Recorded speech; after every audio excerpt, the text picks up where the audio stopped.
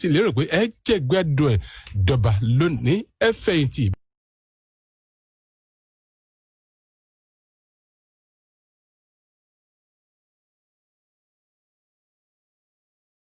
Pàánkà kan lo agbami ètò.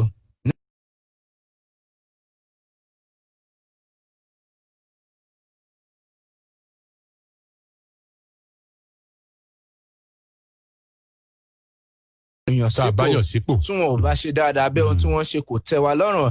Ọ̀pọ̀lọpọ̀ àwọn èèyàn gan ni wọn tiẹ̀ mọ̀ pé wọ́n láǹfààní láti pe àwọn ènìyàn tí wọ́n bá yàn sípò padà bóyá aṣòfin àgbà ni bí ọmọ ilé ìgbìmọ̀ aṣojú-ṣòfin ni bóyá ọmọ ilé ìgbìmọ̀ aṣòfin ìpínlẹ̀ ni. Alága ìjọba ìbílẹ̀ pàápàá àti kánsílọ̀. àti aláǹfààní láti pè wọ́n padà.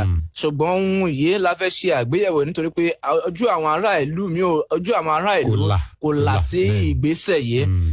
Ìpele mẹ́ta òun ni ó ní ṣe pẹ̀lú tá a bá fẹ́ pe àwọn aṣòfin àgbà padà lórílẹ̀‐èdè Nàìjíríà. Ìpele àkọ́kọ́ ni wípé àwọn ènìyàn wọ́n kọ́kọ́ kọ ìwé ìfisùn sí àjọ tó ń ṣe kò kárí ètò ìdìbò lórílẹ̀‐èdè Nàìjíríà INEC. Táwọn olóyìnbó mọ̀ sí petition. Wọ́n ní ìdá kan nínú àwọn ènìyàn tí wọ́n forúkọ sílẹ̀ láti dìbò 1/2 àwọn ènìyàn tí wọ́n forúkọ sílẹ̀ láti dìbò lẹ́kùn ìdìbò aṣòfin àgbà náà eléyìí tí wọn yóò fẹ̀sùn kàn wípé àwọn ò ní ìgbàgbọ́ mọ́ nínú rẹ̀ lórí àwọn ènìyàn tó ń ṣojú. Wọ́n ní ìwé ìfisùn ọ̀hún ó ní wọ́n gbọ́dọ̀ buwọ́lù kí wọ́n sì kó papọ̀ ní ìbámu pẹ̀lú àwọn ibùdó ìdìbò tí ó wà ní ìjọba ìbílẹ̀ àti ẹkùn ìdìbò tí aṣòfin àgbà ọ̀hún tó ń ṣojú. Wọ́n ní ìpele ẹlẹ́ẹ̀kejì wọ́n ní tó bá yẹ pé lóòótọ́ òun ní ìwé ìfisùn ọ̀hún tó fẹsẹ̀ múlẹ̀ àjọ INEC yóò tẹ̀síwájú láti fi tó aṣòfin àgbà ọ̀hún létí tàbí ẹni tọ́rọ̀ bá kàn pé àwọn ará ìlú tí wọ́n dìbò yàn sípò wọ́n ti sọ pé àwọn ò fẹ́ ẹ mọ́ nítorí pé àwọn ti rí ìwé ìfisùn gbà. Tí wọ́n mọ̀ sí verification wọ́n yẹ̀wò dáadáa. Wọ́n ní lẹ́yìn eléyìí àjọ INEC wọn yóò kéde síta gbangba tí wọn yóò sọ ọjọ́ àti àkókò eléyìí tí wọn yóò ṣe àyẹ̀wò gbogbo àwọn signature ìbuwọ́lù tó ti wáyé láti ọwọ́ àwọn olùdìbò. Wọ́n lẹ́yìn ìgbà tí wọ́n bá ṣe àyẹ̀wò eléyìí tán aṣòfin wọ́n ní gbogbo àwọn ènìyàn tí wọ́n bá buwọ́lù ìwé ìfisùn ọ̀hún wọ́n gbọ́dọ̀ orúkọ wọn gbọ́dọ̀ wà lórí àwọn ènìyàn tí wọ́n dìbò yan aṣòfin àgbà náà àti àwọn ìgbésẹ̀ kẹta. náà ni wọ́n pè ní referendum láṣà àwọn olóyìnbó. bí àṣà àwọn olóyìnbó wọ́n ní wípé láàrin 90 ọjọ́ 90 days lẹ́yìn tí wọ́n bá rí ìwé ìfisùn gbà òun ni wọn yóò ṣe ètò yìí láti lè mọ̀ bí yes ni àbí no. ṣùgbọ́n wọ́n fún aṣojú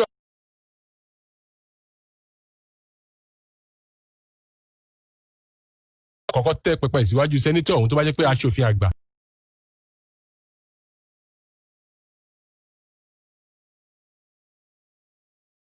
tí wọ́n pọ̀ jù wọ́n gbọ́dọ̀ sọ pé yes pé lóòótọ́ òun là fẹ́ ẹni báyìí mọ́ nípò wọ́n kò ṣe àgbéyẹ̀wò kí.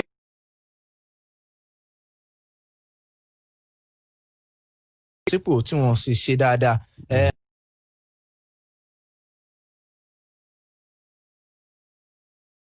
ọ̀rọ̀ dáadáa lórí àkọlé yìí. ẹ bá kí àwọn aráalé kí wọ́n lè mọ̀.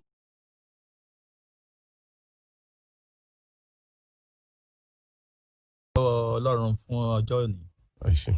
ó dà ajá bẹ̀rẹ̀ báyìí gẹ́gẹ́ bí Lẹ́kan Adédìgbé tó ti tẹ́ pẹpẹ bí.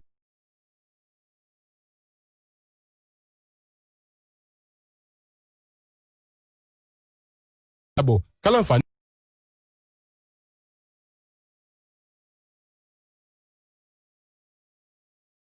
rábọ̀ tàbí gbogbo àwọn.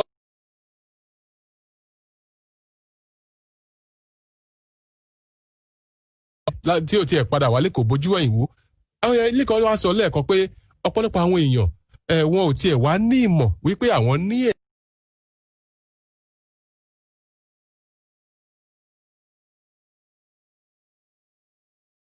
bí Lẹ́kan Adédìgbé tó ṣe nà ń bẹ̀.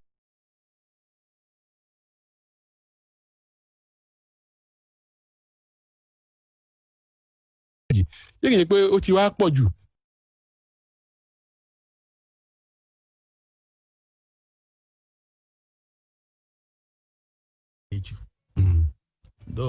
lóòótọ́ tá a bá wo bí wọ́n ṣe gbé ìlànà yẹn kalẹ̀ ní under the constitution Constitution Federal Republic of Nigeria 1999 Section 69 ó yànnàná ó pèsè.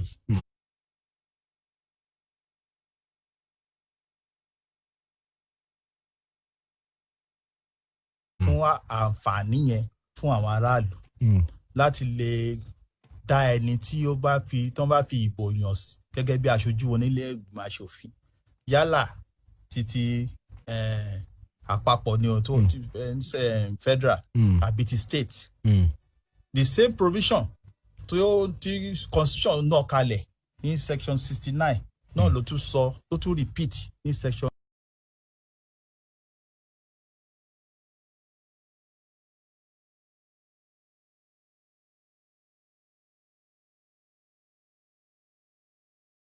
Láìkíní wọn ò mọ̀ ń pa.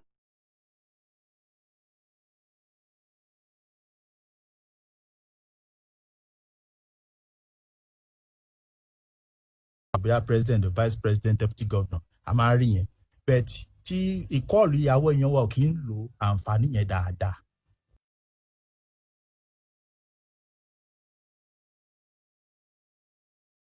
àìní mọ̀ tó nípa ẹ̀ àti pàápàá ìgbékalẹ̀ yẹn gan kì í ṣe pé bóyá ó rọrùn bẹ́ẹ̀ ṣe fẹ́ béèrè question lẹ́ẹ̀kan yẹn kò rọrùn tó but ẹ máa rí pé òfin máa ń ṣe ìlànà lọ́nà tó yẹ pé kò ní fẹ́ dàbí pé let me say in a balanced manner. Kò ṣe déédéé. Ó yẹ kí tẹ bá wò bóyá sọ petition ó ní láti lọ láti.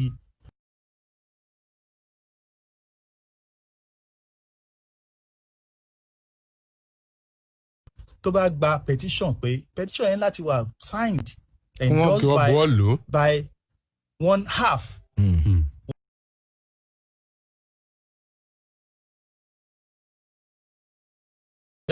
Tó ti wá.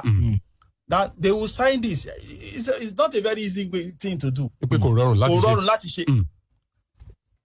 Tá bá wo Abẹ́òkúta.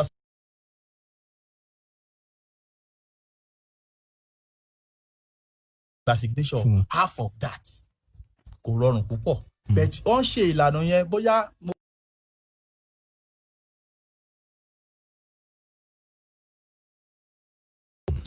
Ìdí pàtàkì tó fi ṣe bẹ́ẹ̀ bóyá láti protect. Kí lè rògbà wọn. Èròǹgbà tó fà á láti fi ṣe pé bóyá kọ́ wá lè máa rí bí kò máa yọ aṣòfin.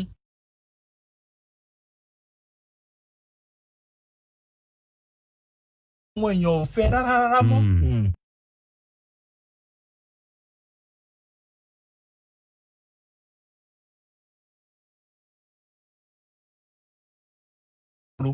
Torí gbogbo ìlú a ti dẹnu àtẹ́lù.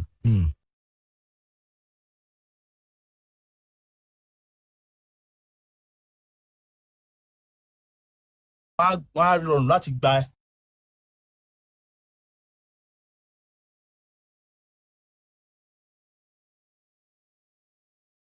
Gbogbo Nàìjíríà ẹ bá lọ.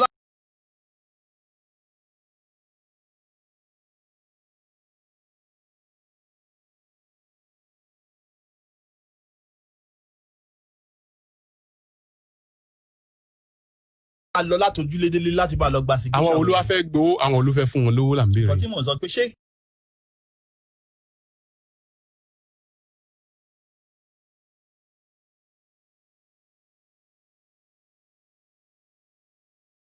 Wàhálà náà wọ́n dà máa ń.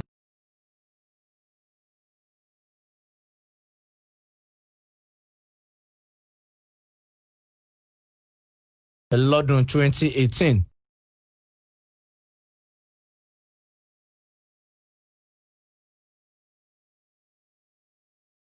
Ní ẹkùn ìdìbò rẹ̀ ṣùgbọ́n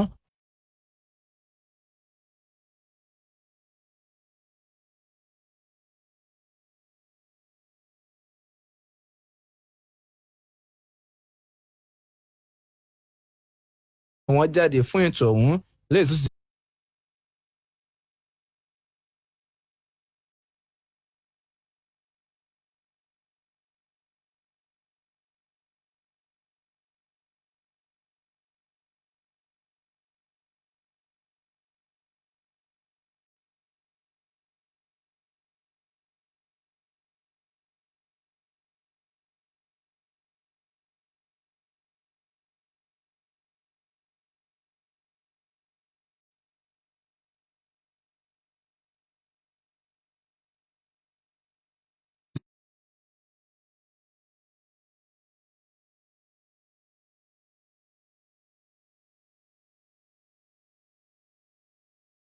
ẹgbẹ̀rún lọ́nà igba 180.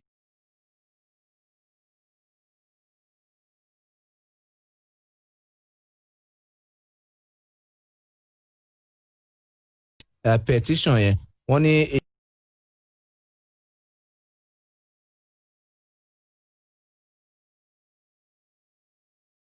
tó béèrè ìbéèrè jẹ́ ìfẹ́lẹ́ ìkún kó wá béèrè ìbéèrè tó ló fẹ́ jọga tí kò jọga tí ó fẹ́ jọra wọn ó fẹ́ jọra wọn kó wá béèrè ìbéèrè yẹn papọ̀. ó ti wáyé náà ní ìpínlẹ̀ Èkó ní oṣù tó kọjá yìí ní ọjọ́ 26 oṣù tó kọjá yìí oṣù kẹwàá eléyìí níbi tí aṣòfin kan eléyìí tó ń ṣojú ẹkùn ìdìbò amúwò ọ̀dọ̀fin ní ìpínlẹ̀ Èkó nílé ìgbìmọ̀ aṣòfin Èkó níbi tí wọ́n sọ pé ó sọ̀rọ̀ àlùfàǹṣá nípa tí àwọn èèyàn tí wọ́n fẹ̀hónú wọn lórí EndSARS tó wáyé nílùú Èkó ó sọ̀rọ̀ sáwọn èèyàn wípé ó dàbí ní pé wọ́n ti igbó tàbí oògùn olóró tí wọ́n mu ló jẹ́ kí wọ́n máa ṣìwàwù báyìí wọ́n ní inú bí àwọn tí wọ́n jọ wà lẹ́kùn ìdìbò tí wọ́n dìbò fún pé wọ́n fẹ́ pè padà wọ́n sì wà lórí ìgbésẹ̀ ọ̀hún lásìkò tí a wà yìí.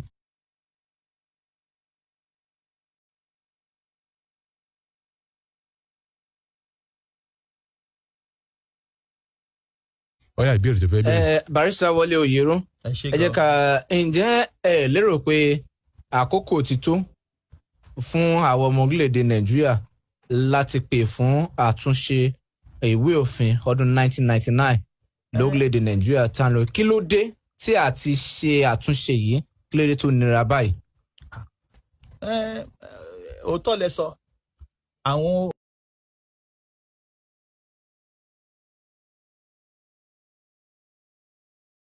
ká ṣe àgbéyẹ̀wò ẹ̀.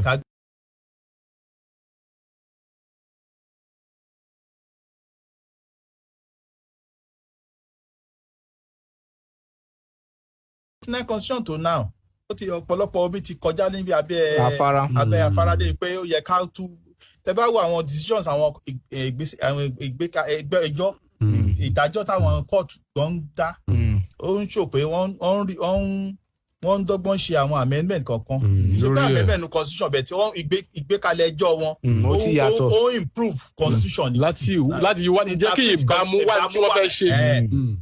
so ọ̀pọ̀lọpọ̀ àwọn nǹkan bẹ́ẹ̀ yẹn wà irú record tá à ń sọ̀rọ̀ nípa ẹ̀ lẹ́nìí provision yẹn ó ṣòro díẹ̀ when you are demanding for 50%. Àbí? One half. That is half of the entire voters. Bẹ́ẹ̀ni ìdajì àwọn olùdìbò. Ó ṣòro láti gbà láti rí in a constituency. It's going to be very cumbersome. It's cumbersome itself. Ó le púpọ̀. Ó le. So irú yẹn ó yẹ ká fi ojú wò bí ó ṣe lè rọrùn díẹ̀. But bí wọ́n yẹ sọ lẹ́ẹ̀kan ó sì ṣe kó yẹ pé àwọn tó ṣe òfin yẹn gan apá nígbà yẹn wọn ò fẹ́ kó yẹ pé àìkọ́ lè máa yọ aṣọ. Ṣé mọ̀ pé àwọn èèyàn tiẹ̀ sọ pé àwọn ológun ni wọ́n ṣe àgbékalẹ̀ ìwé òfin ilẹ̀ wa tọdún 1919 bóyá àdínyẹn ni a lè sọ.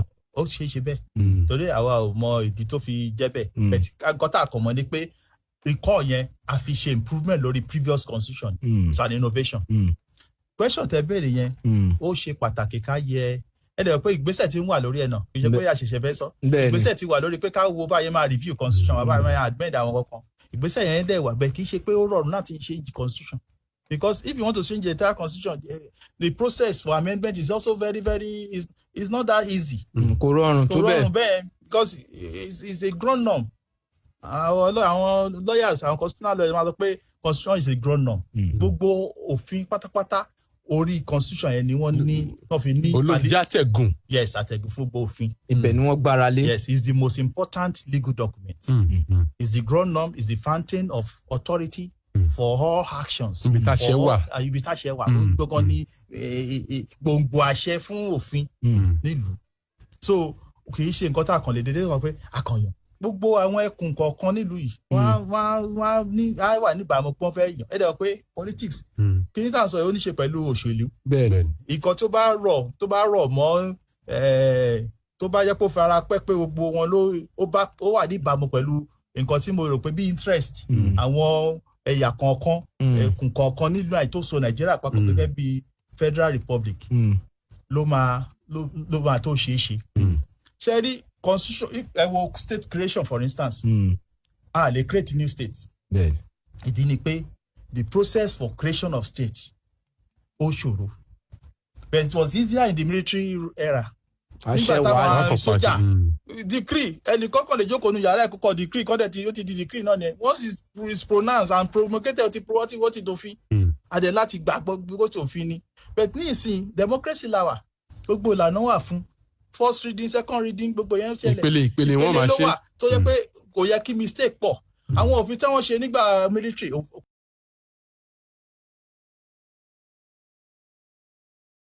nípa òfin rárá ni wọ́n ṣe ṣe léyà bí. àwọn lọ́ọ̀yà náà ràn wọ́n lọ́wọ́ ń gbà yẹn àwọn lọ́ọ̀yà.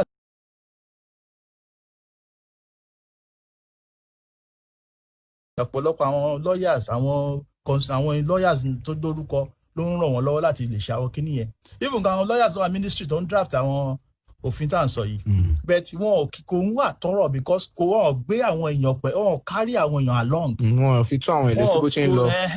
kí o sí pé àwọn input àwọn èèyàn tó mọ̀ nípa nǹkan yẹn gan. kò sí ìpàdé ìta gbangba lórí ẹ̀. kò sí ìpàdé púpọ̀ mi sọ pé kò sí rárá kò sí ṣe rí democracy so dára pé ẹ máa send memorandum tẹ bá jẹ́ group ẹ lè send the view yín in form of memorandum kẹfì complete kẹfì sọ káfí èròǹgbà wa ṣọwọ́ sí house of assembly àbí house of representative àbí senate àbí national assembly láti lórí nípa nǹkan tẹ́ ẹ bá fẹ́ but kò rí bẹ́ẹ̀ nígbà tí ọmọ sójà kò rí bẹ́ẹ̀ gbà táwọn ológun tó ń ṣèjọba àwọn nǹkan yẹn náà jẹ́ bí díẹ̀díẹ̀ nù kùdìẹ̀kùdìẹ̀ tó wà nù àti ṣàtúntò ètò òṣèlú wa àti ṣàtúntò ètò òṣèlú wa pàápàá is regulated by the constitution. So a lè ṣe ohunkóhun láì jẹ́ pé bóyá a yẹ òfin tó gbé náà tó jẹ́ constitution Nàìjíríà yìí ká yẹ̀ wò kó jẹ́ pé gbogbo ẹ̀yà gbogbo ẹkùn wọ́n ní pé àwọn èròǹgbà wọn lórí bí Nàìjíríà ṣe yẹ kó rí ó ṣẹlẹ̀. wọ́n ní ipa láti kó ń bẹ̀. ẹ wo control. resource control. kí ìpínlẹ̀ kankan máa darí ohun àlùmọ́nì tí wọ́n ní àbí ẹkùn kankan máa darí ohun àlùmọ́nì tí wọ́n ní. àti structuring táwọn èèyàn wá pariwo àtúntò bí a ṣe wà ó yẹ kó ṣẹlẹ̀ gbogbo everybody gbogbo èèyàn ló ń fẹ́ kó ṣẹlẹ̀.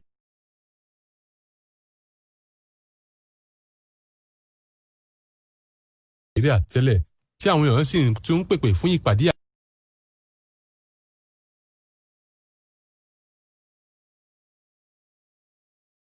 nígbà tó yẹ pé ó yí ònira díẹ̀ láti ṣe àtúnṣe sí ìwé òfin ilé wa pàápàá jùlọ ti ọdún 1999 tá à ń ṣe àmúlò ẹ̀ lónìí ǹjẹ́ gẹ́gẹ́ bí amòfin ǹjẹ́ ṣé a lè máa ṣe díẹ̀díẹ̀ bóyá ká sọ pé ìpele kìíní la fẹ́ ṣe bóyá chapter 1 section kìíní kan ká máa ṣe ní díẹ̀ tá a máa fi ṣe tán gbẹ ní kò rọrùn láti yí ká kúkú sí lẹ́ẹ̀kan ṣo tí yóò sì ná wa lówó yóò ná wa lára yóò ná wa ní wàhálà ṣé kò ṣeé ṣe bẹ́ẹ̀ ni.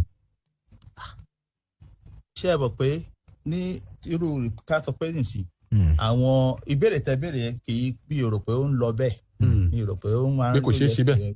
ṣé ẹ rí tí wọ́n ọ̀nà oríṣiríṣi náà fi lè ṣe irú àwọn kan sì wọ́n sọ pé constituent assembly àwọn kan irú ìgbà Abacha àwọn ṣe something like that nígbà Jonathan náà ó gbé tiẹ̀ kalẹ̀ pé kàn fi ṣe kínní bẹ́ẹ̀ gbogbo kínní kò mọyán lórí because side by side.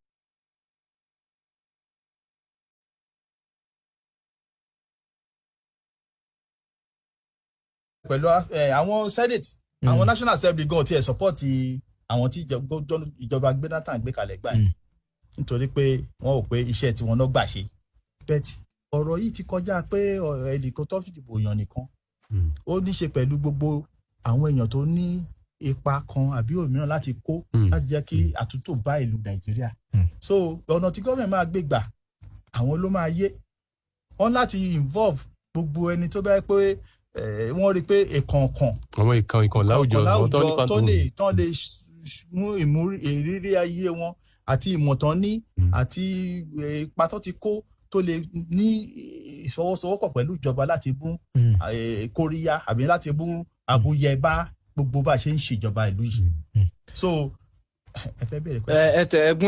ẹgúnlẹ̀ ọ̀rọ̀ yín. so to amend the constitution kò lè wà impeach me bẹ́ẹ̀ ṣe ń sọ yẹn mi ò rò pé ó lè wà impeach me. kò ṣeé ṣe ní ìpele. because àwọn apá kan wà tó dáa ń bẹ̀ àwọn apá kan wà tó yẹ pé ó yẹ ká review gbogbo ẹ̀kọ́ ni ò dá kò sí constitution tí ò dá àwọn tó implement the constitution gan kọ pé àwọn ọ̀nà ṣe rí wọn sí kí ni attitude tá a ní rí ṣé a ní ẹ̀mí tó dára ẹ̀mí tó fi ọkàn balẹ̀ fún yàn pé ìlú mi fẹ́ kí ìlú mi dà ṣáà ni àbí interest self interest kan ló ń propel reactions ìmọ̀tara ẹnìkan kọ́ ló ń propel reaction àwọn èèyàn wa ni. So ìyẹn gangan ló pẹ̀lú kan tó ṣe kó ṣọ̀wá ò bàjẹ́. ní àkọ́kọ́ ti practice ní 1960 agbàjọba parliamentary là ń ṣe. bẹ́ẹ̀ni. kò ó ṣe dáadáa nísìnyí à ń complain pé owó tí wọ́n ń fún àwọn house of members house of assembly ó ti pọ̀ jù. ó jẹ́ kí politics wa governance wa is most expensive. Democracy wa wà so expensive and nọ̀nàkúnà lórí owó tá à ń ná ti pọ̀ jù láti ṣèjọba. Kò dẹ̀ kó rí bẹ́ẹ̀. Nígbà yẹn ẹ máa rí i pé nǹkan tó ń ṣẹlẹ̀ nígbà yẹn gẹ́gẹ́ bá ṣe kà nínú ìtàn àbí nínú àwọn òwe tá a kà ni pé ńṣe ni wọ́n sitting allowance làwọn house of assembly àwọn parliament members of the parliament. wọ́n kàn gbowó pé a kò jókòó gbogbo olóníṣẹ́ tí wọ́n lọ́wọ́. kì í ṣe pé agbowó àga agbowó bùsùn. Bẹ́ẹ̀ni kì í ṣe pé àfagídí ṣe àfi owó alọba jẹ gbèsè láti jẹ aṣojú fún èyí tó ra àbọ̀kọ́ bá rówó bẹ̀. Kì í ṣe pé ìfẹ́ owó ló ń gbé wọn lọ bẹ̀ ìfẹ́ ìlú wọn ló ń gbé wọn lọ bẹ̀. Ẹ̀dẹ̀ rí pé ìkókó kan tó ṣe nígbà yẹn gan apá ó fẹ́ dáa. Ká ní pé àwọn sójà ò gbàjọba kíákíá ni èmi yóò bá dáa jù báyìí lọ. Gbogbo ẹ̀yẹn náà ó wà àgbébù a lè sọ sí bí ká sọ sọ̀hún. A mọ̀ pé ìlú kọ̀ọ̀kan ò lè develop lọ́jọ́ kan. Rome is never built in a day. A máa gbìyànjú láti máa ní ìlọsíwájú síwájú sí gẹ́gẹ́ bí ìrírí ayé gẹ́gẹ́ bí ìrírí wa gẹ́gẹ́ bí orílẹ̀-èdè ṣe rí. Lórí àkọlé tí a ń ṣe àgbéyẹ̀wò rẹ̀ lórí ìgbésẹ̀ láti pe àwọn aṣòfin ìpínlẹ̀ àti ìjọba àpapọ̀ padà yẹn ti National Assembly àti State Assembly. Wọ́n ní pé ẹni tó bá fẹ́ bẹ̀rẹ̀ ìgbésẹ̀ láti pe aṣòfin kan padà àkọ́kọ́ náà wípé yóò kọ́kọ́ béèrè ìwé àkọsílẹ̀ lẹ́yìn tó ní ṣe pẹ̀lú àwọn olùdìbò tó wà ní agbègbè ọ̀hún nílé iṣẹ́ àjọ INEC tó wà ní ìpínlẹ̀ rẹ̀. Wọ́n ní kó tó lè mọ àwọn ẹkùn ìdìbò tó wà níbẹ̀ yóò lọ sí ìtàkùn ìrẹ́jára àjọ INEC yóò mọ gbogbo polling unit tó wà lágbègbè rẹ̀ àti àwọn ìgbésẹ̀ míì. Ọ̀nà wo làwọn ará ìlú lè gbà àbí kílẹ̀ tiẹ̀ lérò pé ó ń ṣokùnfà ìrẹ̀wẹ̀sì ọkàn fún àwọn ará ìlú láti rí i pé wọ́n pe aṣòfin yòówù tó bá ṣì ìwà wò wọ́n pè padà àbí kí ni ó ń bá ìjà púpọ̀ làwọn ará ìlú ti ń bá ìjákulẹ̀ pàdé tẹ̀sí lérò pé àtúnṣe gbọ́dọ̀ dé bá. Ẹ ṣe àtọ́ mo lérò pé gbogbo bí a ṣe ń ṣe ètò wa ní ìlú yìí parties àwọn political parties àwọn ẹgbẹ́ òṣèlú wọ́n máa ní ipa tó pọ̀ láti kó. Aṣojú tó wọlé láti ẹgbẹ́ òṣèlú kan tí ó dẹ̀ ń ṣe dáadáa fún àwọn ọmọ ẹgbẹ́ táwọn ọmọ ẹgbẹ́ like àwọn leaders àwọn tó ṣe bí bàbá àṣàlẹ̀ tí wọ́n nífẹ̀ẹ́ á ṣòro àti yọ o. Yóò ṣòro àti yọ ọ́ ẹni bẹ́ẹ̀. Yes á ṣòro àti yọ. Because àwọn ẹgbẹ́ ẹ̀ nífẹ̀ẹ́ àwọn.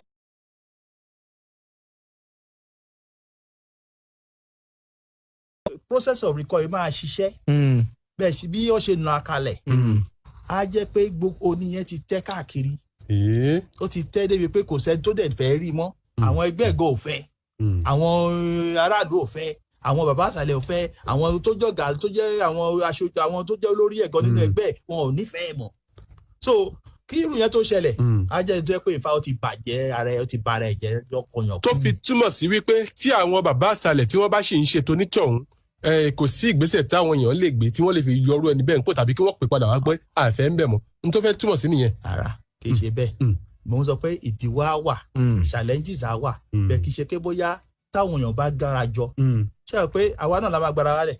bẹ́ẹ̀ni èèyàn tí àwọn èèyàn bá pọ̀ tó ń dẹ̀ nífẹ̀ẹ́ láti ṣe nǹkan wá rí ṣe o kò sí nǹkan tó lè dá wọn lọ́wọ́ kọ́ bàbá àṣàlẹ̀ àbí olórí kan ò lè dá wọn lọ́wọ́ kọ́ kákan mọ̀ pé tí a bá ti wà ní olóṣèlú tó bá ṣe dáadáa wọn ò lè ronú pọ́n fẹ́ yọ tó bá ti mọ̀ pé ó wọlé gẹ́gẹ́ bí láti pátì kan bẹ́ẹ̀ tó ti mọ̀ pé ó ti gbogbo ìlú ló dẹ̀ yàn ẹ́ nìyẹn lẹ́yìn tó ti wọlé kò dẹ̀ ṣòṣèlú mọ̀ ìjọba ló ṣiṣẹ́ ló kù ìtúṣìlú ìṣèlú ló kù kó ṣe nǹkan tó yẹ kó àwọn aráàlú máa fi gbádùn ẹ̀ bó ṣe yẹ kó wà nìyẹn so ẹni tí wọ́n máa yọ under this recall process if constitution so simple gan if there is an expression of lack of confidence. pé a ní ìfọkàntún nínú ẹ mọ́ wọn ò ní pé kó ṣe anything wọn ò kọ síbẹ̀ pé kó lógo yóò jalè ní o àbí kó bá jẹ́ pé àwọn tó ń fẹ́ tẹ̀tẹ̀lẹ̀ náà ò fẹ́ mọ́ tọ́dẹ̀ dáhùn kó àwọn òtẹ́ bó ṣe ń ṣojú àwọn òtẹ́ àwọn lọ́rùn mọ́ ó ti tó that substance kò sí tẹ́ bá wo bí wọ́n ṣe section 69 yẹn ó sọ kéré kì í ṣe pé kọ̀ọ̀kan rẹpẹtẹ ló wà ń bẹ̀ it's just a very small how many paragraphs in section 69 but that's just it's a simple process but it is not so simple in actual practice because láti fi sínú iṣẹ́ láti lè lò kó ṣiṣẹ́ ìṣe pé ó rọrùn kí bẹ́ẹ̀ torí pé àwọn kùdìẹ̀kùdìẹ̀ àṣẹlẹ̀ ẹ wo orú ti denominator tẹ́ ṣe lẹ́sọ̀ lẹ́ẹ̀kan yẹn wọn ò lè rí ju 5% àbí kílẹ̀ bẹ́ẹ̀ wọn ò rí ju ìdá 5 lọ. kìnní náà gbogbo step yẹn was not born out of the kò ṣe pé bóyá ìgbésẹ̀ yẹn wáyé láti òṣèlú náà fi ṣe òṣèlú náà fi ṣe kì í ṣe pọ́n fẹ́ fi túlù ṣe. kí ni ìdí ẹ ṣáà wò. ìdí ni pé dínà mi láyé àwọn kan ń fẹ́ ń bẹ̀. bẹ́ẹ̀ni. pẹ̀lú torí pé ó ní ìjọ̀gbọ̀n tó ń ṣe pẹ̀lú gómìnà bẹ̀ ni àwọn tó support gómìnà wọ́n fi gbìyànjú àti yọkù. nǹkan tó ṣẹlẹ̀ nìyẹn kì í ṣe pé àwọn aráàlú ẹ̀ láìkẹ́ àwọn tó láìkẹ́ ń bẹ̀ in fact ó ní many people tó ẹ pọ́n nífẹ̀ẹ́ rẹpẹtẹ níbẹ̀ but àwọn tó jẹ́ pé kò ó ń tàpá sí ó wà ní ó ní loggerhead pẹ̀lú gómìnà wọ́n ní lọ́gbọ́lọ́gbọ́ bí gbọ́ mi sí omi òtó tó wà láàrin wọn àti gómìnà tó dẹ̀ pé ńgbà kan rí ọ̀rẹ́ ni wọ́n. ẹ jẹ́ kí n tẹ̀síwájú lórí ìbéèrè tí mo fẹ́ béèrè tá a bá ń sọ̀rọ̀ nípa pé a fẹ́ pé èèyàn kan padà àtúnṣe wo lẹ lérò pé ó yẹ kó dé bá òfin yìí tí ó mú kínní ìrọ̀rùn ẹ̀kejì ni pé ṣé tó bá rọrùn tán ṣáwọn ará ìlú ò ní ṣe lò. ẹ ṣe púpọ̀ àtúnṣe tí mo rò ni pé requirement for 50% yẹn ti pọ̀ jù. ìdá wo lẹ ń gbèrò lọ́kàn tí. bóyá ìdá 20%. 20%. ó ti tó ìyẹn gan kì í ṣe pé nǹkan tó máa rọrùn àti ṣe. 5% náà ṣe tì ní Kogi yẹn. ìdá 5 péré.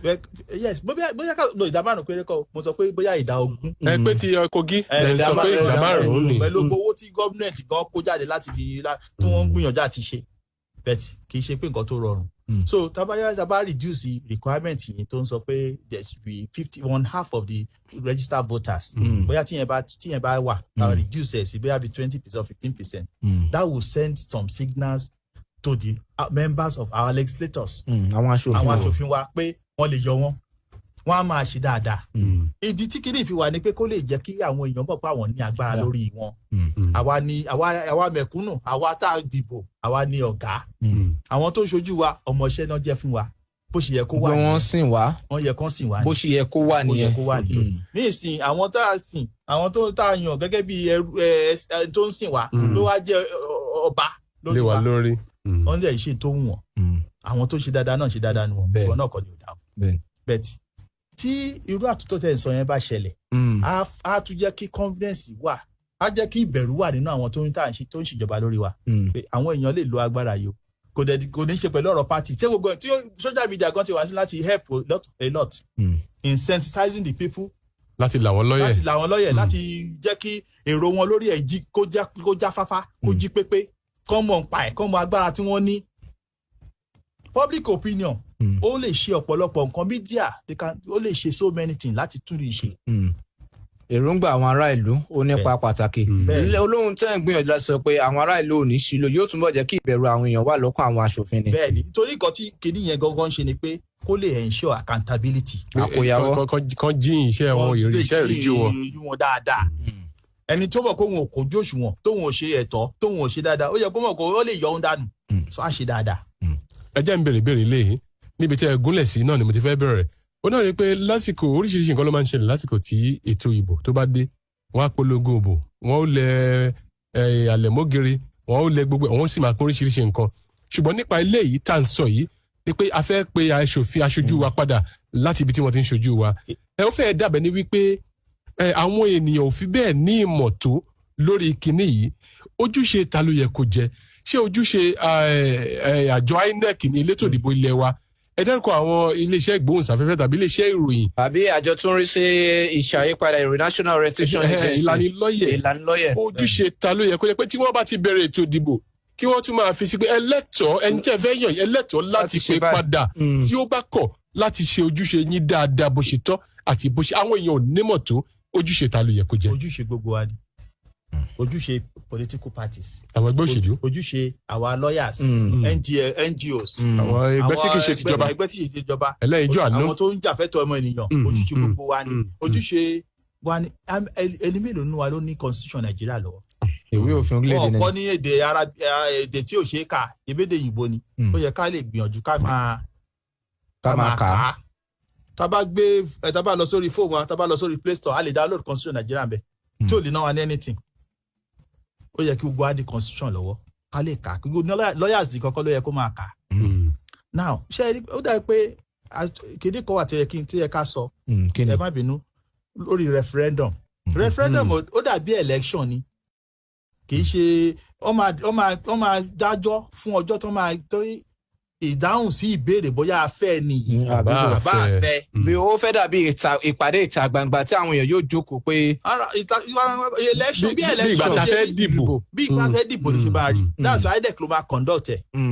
so question ló máa wà wọ́n ti máa print question yẹn ṣé ẹ fẹ́ ni kó padà you want this person back recall or something wọ́n máa mọ̀ bẹ́ẹ̀ máa draft question tó ń bọ́ máa yé àwọn èèyàn yékéyéké ìdéèrè sí ìdáhùn yẹn náà dẹ̀ máa supply tí simple majority bá ti kì í ṣe 50% ní ìsìn mọ́ petition yẹn ló dáa pé ó ṣòro láti petition yẹn láti endorsement lórí petition yẹn gangan signature àwọn èèyàn gangan ló ṣòro ń bẹ but simple majority gangan ní ìlànà tí constitution á là kalẹ̀ pé tí a bá ti rí simple majority tó kó gojá tó ń sọ pé okay àwọn approve petition yẹn èdè tí constitution lónìí ó ní approved of that na within 90 days tó bá conduct referendum tó dẹ̀ approve petition yẹn by simple majority ṣé nǹkan ò lè yí padà láàrin 90 ọdún yẹn 90 days yẹn ṣé láàrin yẹn ṣé nǹkan ò tún lè yẹgẹ. process àti selection ó ń ná àwọn ìjọba lówó rẹpẹtẹ o bẹ́ẹ̀ náà ló ṣe máa ná wọn lówó eléyìí because nǹkan tó rò mọ́ kéèyàn fẹ́ ṣe ìdìbò aláàbò ètò àwọn elétò aláàbò àwọn elétò ààbò àwọn onírò ìròyìn wọn wà bẹ́ẹ̀ àwọn èèyàn wọn participate gọ́ọ̀mẹ̀ntì á participate so many people ló máa dá sí ọ̀rọ̀ yìí ó dẹ̀ máa ń ná wọn lówó even àwọn aráàlú òyìnbó gan àpàtọ́ bá show interest gan àwọn international observers àwọn olùwòye bẹ́ẹ̀ ló ṣe rí so kì í ṣe owó kékeré náà fi ń ṣe ètò ìdìbò àbí ètò ìlú tá à ń sọ yìí. Barrister Wọlé Oyero ẹ jẹ́ kí n béèrè ìbéèrè lọ́pọ̀lọpọ̀ ìgbà lérògbà tèmi bóyá ìjúṣe tí àwọn ará ìlú tí wọ́n fi ń wọ àwọn aṣòfin pé òfin ni wọ́n ń lọ ṣe bóyá wọn tẹ̀ mọ̀ bóyá nǹkan kan wà tó ń jẹ́ constituency allowance àbí constituency project àti àwọn iṣẹ́ àkànṣe tí ìjọba máa fún wọn lówó láti ṣe sí àwọn ẹkùn ìdìbò tí wọ́n ṣojú bóyá ìdí nìyí tí ọ̀pọ̀lọpọ̀ àwọn ará ìlú kì í fi ṣíjú ṣe ẹlẹ́ẹ̀kejì ni pé ǹjẹ́ ẹ lérò pé ká máa pè èèyàn padà tàbí ká yọ ń pò yẹn ó yẹ kí òfin orílẹ̀-èdè Nàìjíríà kó tún fún àwọn ará ìlú lágbára láti ṣe bẹ́ẹ̀ lórí gómìnà. ti gómìnà impeachment ní títí wọn. mo ní ǹjẹ́ ẹ lérò wípé impeachment yẹn àwọn èèyàn nígbà pé orí àwọn tí wọ́n ń ṣòfin àwọn aṣòfin ìpínlẹ̀ ni pé tí gómìnà bá sì ti ní ìfọwọ́sowọ́pọ̀ pẹ̀lú àwọn aṣòfin ìpínlẹ̀ àti yọ gómìnà yóò ṣòro ìwádìí àwọn oníròyìn tí wọ́n ṣe lọ́pọ̀ ìgbà ni pé láti yọ gómìnà lórílẹ̀‐èdè Nàìjíríà ṣòro púpọ̀ wọ́n ní ìgbésẹ̀ àkọ́kọ́ tí àtiyọ gómìnà lórílẹ̀‐èdè Nàìjíríà fi ṣòro ni wípé àfi tó bá ti kọ́kọ́ bẹ̀rẹ̀ sí ní ìkùnsínú pẹ̀lú igbákejì rẹ̀ lọ́pọ̀lọpọ̀ ìgbà tá a bá rí àbí pé ó ní ìkùnsínú pẹ̀lú ààrẹ tó wà nípò tó sì jẹ́ ọmọ ẹgbẹ́ òṣèlú rẹ̀ wọn ló fi fà á tẹ́mi wá ṣe ń bèrè ni pé bóyá tí agbára bá wà lọ́rọ̀ àwọn ará ìlú láti sọ pé àfẹ́ gómìnà báyìí nípò yóò túbọ̀ máa ta wọ́n ní kẹ́sẹ́ láti ṣe dáadáa àbí àwọn ará ìlú yóò tún ṣí agbára ìlú. ọ̀nà tí òfin là kalẹ̀ láti yọ ẹni tí a bá ti yàn nípò kalẹ̀ gẹ́gẹ́ bí adarí gẹ́gẹ́ bí gómìnà ní impeachment process proceedings. ṣé pé àwọn aṣòfin ni wọ́n ṣe dájọ́ àwọn kóòtù gan àwọn adájọ́ àgbà gan máa wà nínú ó máa ṣiṣẹ́ lórí impeachment process. ọ̀nà tó ń là kalẹ̀ ní constitution la lè follow. anything tó bá ti kọjá tí òfin wa là kalẹ̀ ó ti lòdì sófin. ẹni ìbá náà wọn ò fẹ́ gómìnà kan bẹ̀ kò lè adúró jọjọ́ tó bá máa dìbò jọ́dánù. tí ó fi lo káàdì ìdìbò rẹ̀ lọ́nà tó tọ́ àti tó yẹ. Yàtọ̀ sí impeachment yẹn ọ̀nà tó tún lè fi yọ gómìnà tó bá láìkì ní pé kó dìbò against ẹ̀ kó dìbò tako fẹ́ yes. mi ò rí àyà lè gbébọn yọkó mbẹ. bẹ́ẹ̀ àfi ká tẹ̀lé ìwé òfin kan tí ìwé òfin wí. ìdí nìyẹn tó jẹ́ pé ó yẹ ká la àwọn èèyàn wa lọ́yẹ̀ pé káàdì wọn yẹn agbára ńlá ni ó yẹ kán dẹ̀ máa lò dáadáa. ṣùgbọ́n owó ti bà gbogbo nǹkan wí jẹ́. ọ̀nà ni iṣẹ́ rí ibi tí ó yẹ pé àwọn ìṣẹ́ bá pọ̀ táwọn èèyàn dẹ̀ lóye pé ìṣẹ́ yìí náà àfi ká dójú tì ṣẹ́ ká tó lè gbára ní òní ká lè gba òmìnira á ṣòro ibi tí kò sí ìmọ̀ ibi tí ìṣẹ́ pọ̀ ibi tí àwọn tó nífẹ̀ẹ́ orílẹ̀-èdè gan wọn ò tó nǹkan ìgbàgbọ́ nínú orílẹ̀-èdè gan kò tó nǹkan mọ́ torí ó ń reduce lójoojúmọ́ ni ẹ̀mí àránṣe láti jẹ́ kí ìlú tòrò láti jẹ́ kí ìlú dé ìdàgbàsókè ó ní láti wà ká tó lè ṣe nǹkan dáadáa kéye tó lè mú owó lójú ẹni tí bí ń pa tó mú owó lójú ó ní láti ní ìgbàgbọ́ kan tó gbòógì pé mo fẹ́ kí ìlú ìdá ló máa fi sọ pé mi ò gbowó ẹ màá yẹ mọ tí ẹ bá dẹ̀ gbowó ẹ gan máa ná lásán ni màá tún jọ ẹ mọ nígbà tí mi kò kó de òòlì sí mẹ́mọ́ òòlì àmì ìlú ìdìbò fún ẹ. ìyẹn á jẹ́ pé àwọn èèyàn gan ti mọ nǹkan tó tọ́ wọ́n ti mọ nǹkan tó yẹ wọ́n ti mọ ẹ̀tọ́ wọn.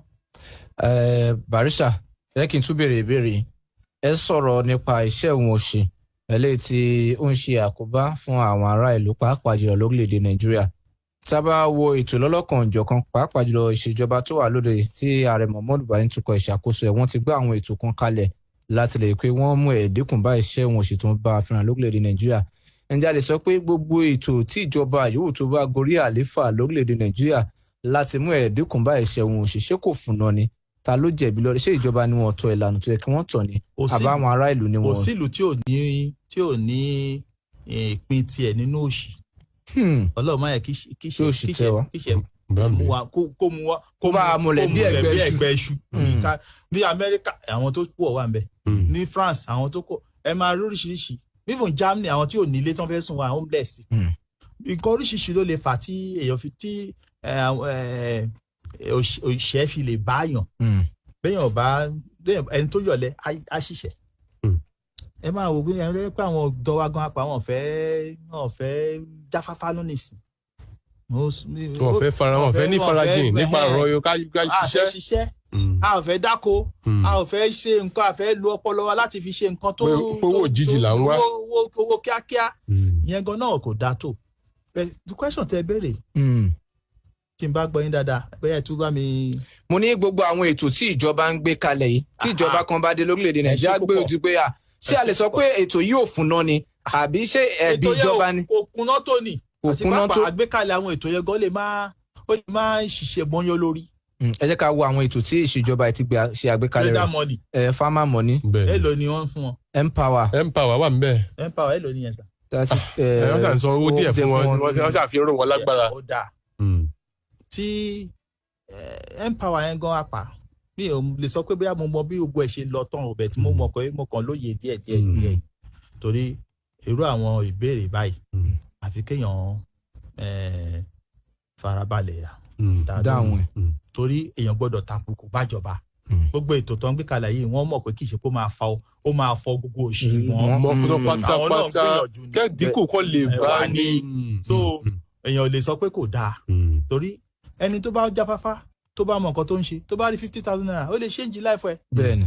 because owó yẹn kò kéré ó depend bẹ́ẹ̀ máa ṣe rí owó. mo dẹ̀ máa ń sọ kíní kan fáwọn èèyàn wa iṣẹ́ èèyàn ò lè manage iṣẹ́ ọ̀rọ̀ lèèyàn lè manage. ìlú wa ṣáà manage ọ̀rọ̀ tọ́lọ́run fún wa.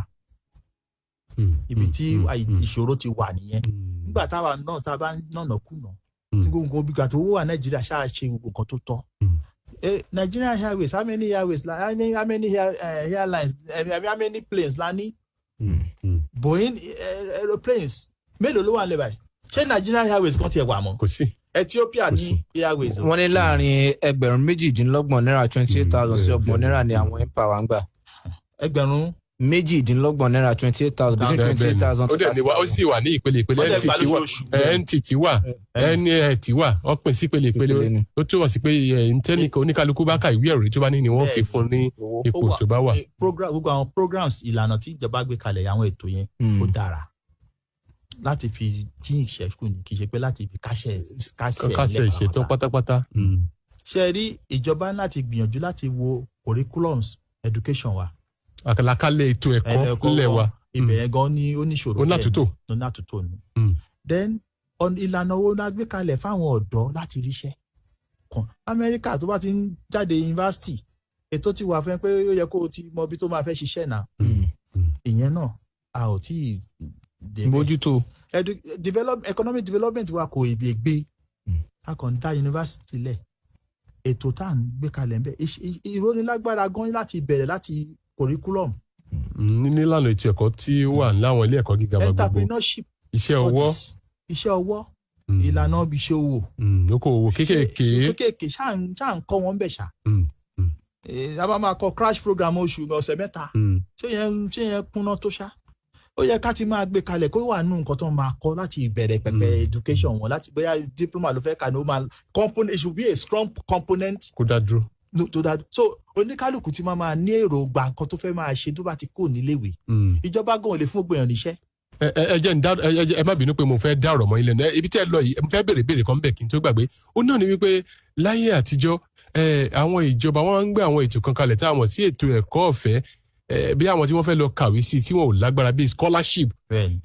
lásìkò yìí látìgbà tá a ti bẹ̀rẹ̀ ètò ìṣèjọba yìí àwọn olóṣèlú pàápàá lálápọ̀ ara wọn máa ń gbé ètò yìí kalẹ̀ ṣùgbọ́n fẹ́ẹ́ dàbẹ̀ dé pé kò sí nǹkan tó jọmọ́ látìgbà tí ìjọba àwọn ará tó ti bẹ̀rẹ̀ láti ọdún 1999 ṣùgbọ́n tí wọ́n wá ń gbé kalẹ̀ lásìkò yìí òun náà ni pé wọ́n fẹ́ ró wọn lágbára wọ́n fẹ́ kọ́ wọn níṣẹ́ ọwọ́ ọlọ́sẹ̀ kan ọlọ́sẹ̀ méjì wọ́n wá ra àwọn ohun èlò kan pé àfẹ́kọ́ bí wọ́n ṣe ń ṣe pankéèkì àfẹ́kọ́ bí wọ́n ti ń ṣe mékọ́ọ̀pù láàrin ọ̀sẹ̀ tẹ́ pè ní crash yìí ṣé eléyìí pàápàá ṣé ó lè ṣe ìrànlọ́wọ́ tó ṣe gbòógì fún àwọn tí wọ́n lọ ilé ẹ̀kọ́ tí wọ́n ka ìwé tí wọ́n sì gba oyè ilé ẹ̀kọ́ gíga wa gbogbo ṣé ẹ rò pé eléyìí tí ó lè tọ́ṣẹ̀.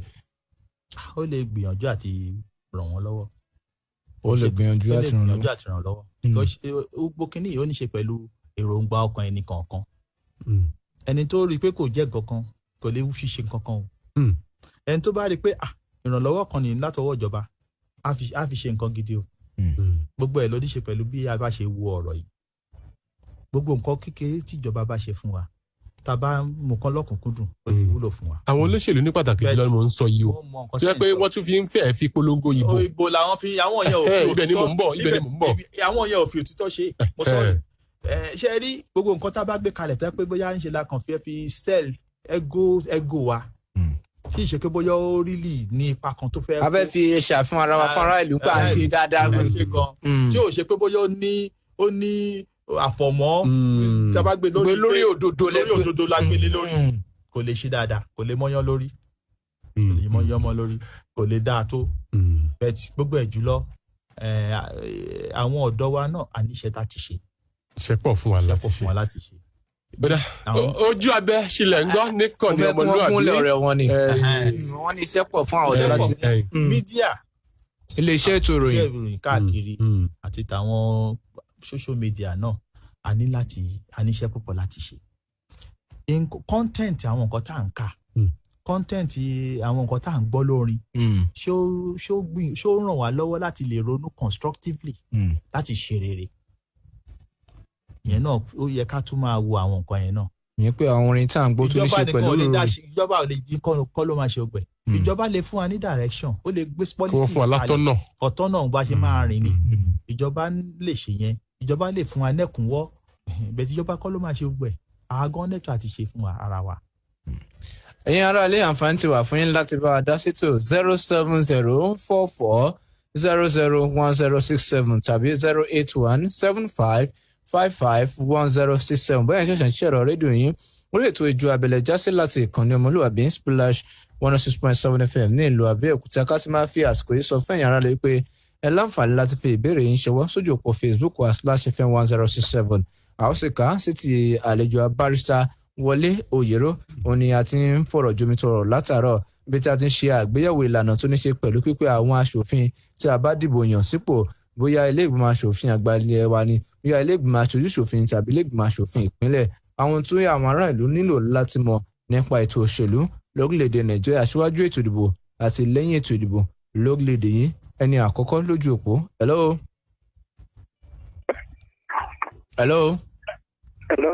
ẹ kúrọ̀lẹ́ o. hello ẹ kúrọ̀lẹ́. ẹ jágànjọ́ àti ìwọ ẹlòmíì lójú òpó.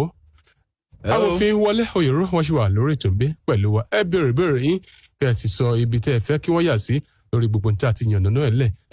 hello ẹ kúrọ̀lẹ́. hello ẹ kúrọ̀lẹ́. ojú òpó yín ń ṣe ségesège.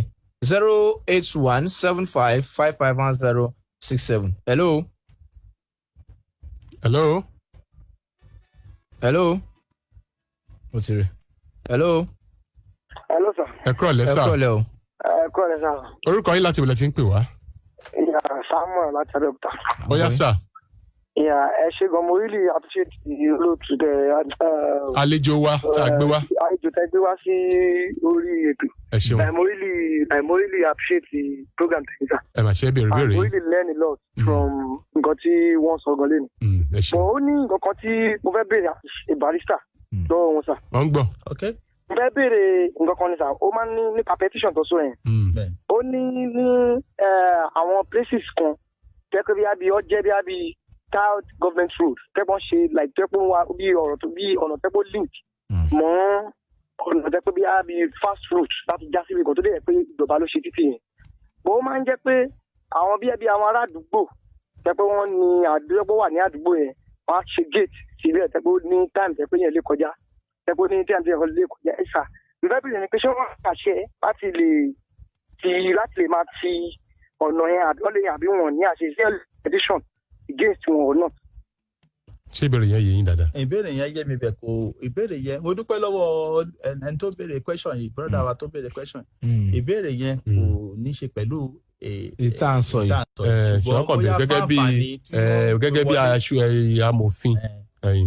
ṣé ẹ rí kí ló ń fa àwọn nǹkan báyìí tí àwọn èèyàn máa gbé géètì sí ojú ọ̀nà ṣé ó bá town planning regulation lọ tí ò bá ti bá a lọ electoral àti competition sí. ìyẹn ètò àtòlú bí a ṣe máa kọ́lé bẹ́ẹ̀ ọ̀nà ṣe máa wà gbogbo ẹ̀ lọ ní ètò ìjọba ṣe àwọn colonial government àwọn èèyàn wa àwọn ìjọba ìsìngan àwọn gùnlé ni torí wọ́n ti ṣe iṣẹ́ template ti wà lẹ̀ fún àwọn nǹkan yẹn bí ìjọba ṣe máa ṣèlú ibi tó yẹ kí development máa wà ibi tó máa kọ́ hospital sí gbogbo ẹ̀ náà ti ṣe àyè ẹ̀lẹ̀ wọ́n tẹ̀ ti gbalẹ̀ gan lẹ̀ owó ni ó sì ń dá wọn lọ́wọ́ kọ́ ṣe rí tí èèyàn bá lọ ti géètì àwọn aládùúgbò yẹn ló máa náwọn fẹ́ bẹ̀tì gba míì wà tẹ́ pé ó lè dá kọ́ ó lè dá wà lálẹ́ bẹ́ẹ̀ nìkan bá fẹ́ bímọ nísìn tẹ̀tì géètì ọlọ́mọ yẹn kárí wàhálà àwọn nǹkan yẹn nítorí pé ètò ààbò kò kúnná tó ló mẹ́hẹ̀ ló ń fà á bẹ́ẹ̀ tí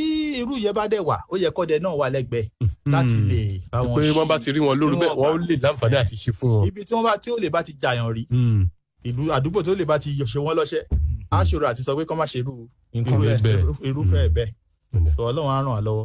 ẹ jẹ́ gbìyànjú àti wọlé mi lójú òpó ojú abẹ ńlá ṣe wà níkànnì ọmọlúwàbí Splash 106.7 FM lábẹ́òkúta barrister Wọlé Oyèrò wọ́n ṣì wà ní olùkolo pẹ̀lú wa ń bí. hello. ẹ kúrọ̀lẹ́. yes sir. ọlá ló láti òkè àtà. à ń gbọ́ yín sà.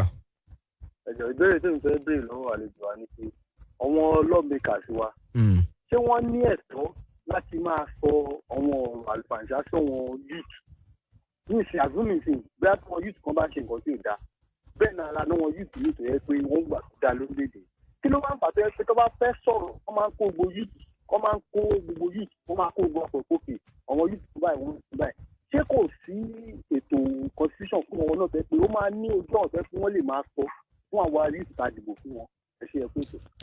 ẹ máa ní ìfẹ́ ká gba ìpè kan sí kí wọ́n lè kó ìbéèrè. kọ́dá àwọn méjèèjì papọ̀. hello.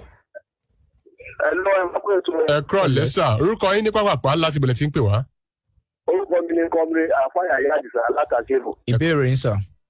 béèrè ǹjẹ́ ó máa àkọ́kọ́ ẹjọ́ torí tọ́lọ́ mo fẹ́ kẹ́ ẹ máa gbé àwọn sẹ́nétọ̀ tàbí àwọn rẹ́pù yẹn náà kẹ́ ẹ gbé wọn náà wà pẹ̀lú owó tó ṣẹlẹ̀ náà ká gbọ́ lẹ́nu wọn torí pàrọ̀ náà láyọ̀ síbẹ̀ ní àkọ́kọ́. iṣẹ́ abẹ́rẹ́ lórí ẹ̀. ẹlẹ́ẹ̀kejì wá rè mo fẹ́ béèrè wípé ìjọ ṣeé ṣe pẹ̀lú gbogbo ibi dáadáa fẹ́ gbé lọ tó dẹ̀ fáwọn máa fọwọ́ sí tọ́lẹ̀ bá máa ṣe àtúnṣe pẹ̀lú bó ṣe jẹ́ pé àwọn oníkíní yẹn fẹ́ kọ̀ ǹjẹ́ wọ́n lè ṣẹlẹ̀ lórí àti táwọn náà bá fẹ́ pé tipátipá wọ́n ti bá fi ṣẹlẹ̀ lórí mo fẹ́ kí aṣòfin kan bá sọ lé lórí. tàkọ́kọ́ ni pé kí wọ́n sọ̀rọ̀ àlùfàǹṣá sáwọn ọ̀dọ́ àwa la yàn wọ́n síbẹ̀ wọ́n sì tún sọ̀rọ̀ sí wa ẹrú kan ní múni gbogbo ẹrú àwọn ọ̀dọ́ tó ń ṣe dáadáa wọ́n wà lórílẹ̀‐èdè yìí àkọ́kọ́ nìyẹn. àwọn ọ̀dọ́ tó ń ṣe dáadáa pọ̀ rẹpẹtẹ bẹ́ẹ̀ náà la dẹ̀ ráwọn tó yẹ pé ó kò káàtó fún láti ṣe eré fún wa. it's what they call legislative privilege. ní aṣòfin lè sọ̀rọ̀ tó bá ọ̀rọ̀ oríṣiríṣi ọ̀rọ̀ nínú ilé àgbèmọ̀ aṣòfin. nínú kolo tí wọ́n wà nínú kolo tó wà ẹ̀yin kan ò lè pè lẹ́jọ́ lórí ẹ̀ legislative privilege nìyẹn àǹfààní pé mo jẹ́ aṣòfin pé immunity níbi tí wọ́n wà wọn. parliamentary privilege ó wà but even then nítorí pé àwọn aṣòfin tá à ń wò yẹn náà àwọn náà jẹ́ bí model táwọn èèyàn gan ń wò gẹ́gẹ́ bí ẹni rere láwùjọ ìdí tó fi ń pẹ̀lú honourable nìyẹn ẹni tó máa ń lọ ẹni ẹ̀yẹ ni wọ́n ò lẹ́tọ̀ọ́ láti máa sọ̀rọ̀ ọ̀rọ̀ àlùfàǹṣá nítorí pé ọ̀rọ̀ tó máa ń sọ láti máa jí bí ọ̀rọ̀ òwúrí tó máa jẹ́ kí àwọn ọ̀dọ́ tó máa ṣe kóríyá fáwọn ọ̀dọ́ kóríyá fáwọn ọ̀dọ́ ló yẹ kó jẹ́ kó máa jáde lẹ́nu wọn. Mi ò wá rò pé bóyá nígbà tí pé ẹni yẹn kò sọ̀rọ̀ ní pàtó against ẹnìkan wọn lè gbé fún defamation àbí bóyá wọn sọ pé slander ẹnìkan kan so pẹ̀lú ẹ̀ náà ẹni tí a wá rí pé kò tẹ́ wa lọ́rùn gbọ́rọ̀ tó sọ wá lè fún lésì náà padà. tí o sì ní tàkùn bùkà ìgbé ìsọ̀rọ̀ ní gbèsè ìbéèrè kejì ìgbésẹ̀ ni pé tá a bá bẹ̀rẹ̀ pa fẹ́ pè wọ́n padà ṣé yóò rọrùn torí àwọn náà ní ipa tí wọ́n ó kó láti rí pé kíní tá a fẹ́ ṣe yìí yóò kógo já ṣé wọ́n lè jẹ́ kó rọrùn fún wa láti pè wọ́n padà. olóṣèlú tẹ́ fẹ́ yọ kóòdù yìí wọ́n lè máa ràn yín lọ́wọ́ gbogbo ọ̀nà tó máa fi da ọgbẹ̀rú ló máa wá àbí bóyá mo get question wọn dáadáa bẹ́ẹ̀ ni wọ́n sọ kò lè rọrùn láti jẹ́ pé ẹni tó wọ́n fẹ́ yan nípò àbí kó máa sáré káàkiri kíjokíjo láti bẹ àwọn èèyàn ó lè ṣì yẹn kíní yẹn bá ṣe é ṣe bẹ́ẹ̀ ẹni tó yẹ pé ó ti bóyá ṣe sọ lẹ́ẹ̀kan ẹni tó bá ti tẹ́ tó ti jẹ́ pé kò fẹ́ tó nífẹ̀ẹ́ tó tún fà tẹ́tẹ́ dé lọ́ lè yọ tó bá ṣì ní àwọn tó nífẹ̀ẹ́ ó máa ṣòro àti yọ o. ẹ ṣeun barrister Wọlé Oyèrò mo lérò pé tá a bá láǹfààní láti pè yín lórí ìkànnì ọmọlúwàbí ẹ ó tún láǹfààní láti jẹ́ wa. lágbára Ọlọ́run inú mi dùn láti wà ní orí ètò yìí. a dúpẹ́ púpọ̀ lọ́wọ́ yín ẹ kú àtúntò ẹ ní ṣe ẹjọ́ ṣe o ẹjọ́ tó lọ́ba ti parí ni wọ́n gbé sákàtà yín o a sì ní rẹ́jọ́. títí di ọ̀la tèmi àti yín yóò tún máa pàdé lórí àkọ̀tun ètò láwùjọ ọ̀dọ́ tí ní tòótọ́ lẹ́ẹ̀kan àdèrègbè ó dìgbà kan náà. èmi a máa ní ẹni kúkọ̀ kò ní farakàn wá bẹ́ẹ̀ la ò sì ní là lọ́ọ̀dẹ ẹ̀ńtà dágbére fún kò ní mọ̀ bí a lọ. Adéṣọlá bá a kẹ́nẹ́ ńlórúkọ tèmi àjèrè àfẹ́rẹ́ jẹ̀kọ̀ o.